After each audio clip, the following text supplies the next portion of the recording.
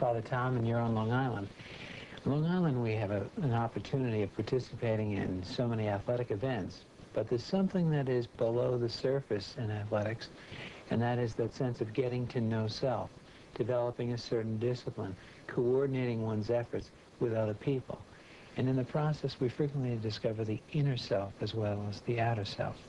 Lynn Petronella is a runner, professional runner, and while she hasn't been running recently, she's turned her efforts, taking her former area of being a marathoner, to produce a film, Nowhere to Run.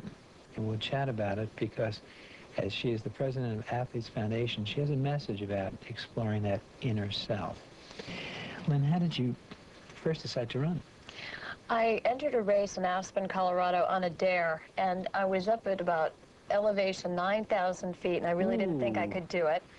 That's awfully tough to run at that. It was, and I'd only run about 3 miles prior to that, completed 3 miles, and what happened is I entered the race, and everybody passed me, and all of a sudden, towards the end of the race, I was passing everybody else, and it was a pretty interesting experience. How did you do it? I don't know, I guess because I was always athletic. And I always took being in good shape as something very important in my life. And I ended up running next to Louise Shorter, Frank Shorter's wife. And I was with her till this incredible hill, and after that she passed me, and then that sort of inspired me competitively, and I landed in Newsweek magazine. And from that point on, my whole life completely went into this. How did you land in Newsweek magazine? There was a photographer there that took a shot of the women at the start of the race, and I happened to be one of them, and I had a huge smile on my face.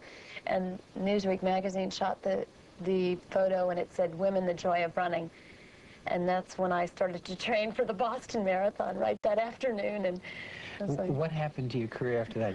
I skyrocketed from obscurity to a position of running that many people probably will never ever have again.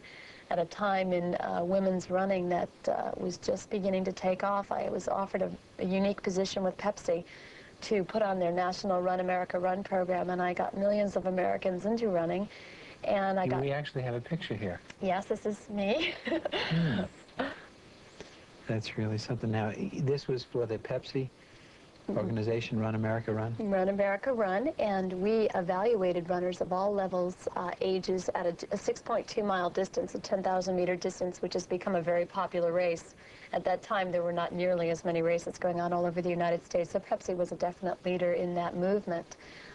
We were all gearing up, obviously, for an Olympics, because this was in 78, 79, and we were a little bit disappointed in 1980 when that didn't come to pass. But now, would you have made the Olympic team? Well, there was a very good shot that I, along with several other women, there was a lot of women at that time running under 2:50 for a marathon, and my coach at the time was very convinced that I had the capability of being under a 2:30 marathoner. He had done a lot of psychological and physical testing on me, so we were pretty confident.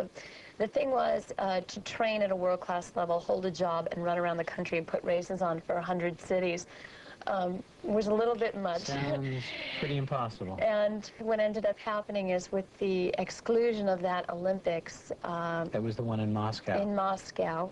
That wasn't in Moscow. That wasn't in Moscow, and now all these wonderful things are happening with the Soviets and the Americans, which I think is incredibly terrific. But at that time, it was a very sad time for athletes all over, and I redirected my energies and efforts into making sure that a women's marathon did get into the 84 games, and making sure that an American woman was going to be the winner, because I felt that we as American athletes had done the most to promote distance running, and I wanted to see that carried on into the Olympic tradition like Frank Shorter had done in 1972.